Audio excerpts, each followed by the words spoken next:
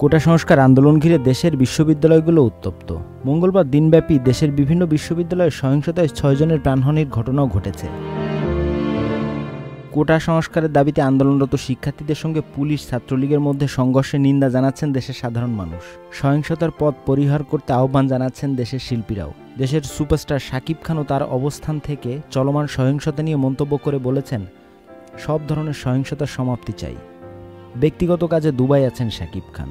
সেখান থেকে বুধবার দুপুরে তিনি তার ফ্যান পেজে একটি স্ট্যাটাস দিয়ে বলেছেন, আমার প্রাণের বাংলাদেশে এভাবে রক্তাক্ত হতে পারে না, কারো বাবা মার বুক এভাবে খালি হতে পারে না।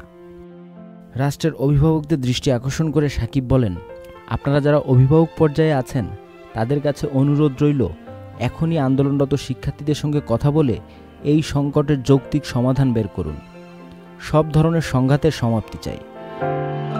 নাহিয়ান ইমন, চ্যানেল আই অনলাইন। এখন জন্ম সনদ দিয়ে খোলো বিকাশ স্টুডেন্ট অ্যাকাউন্ট। নিজের বিকাশ নিজে কর।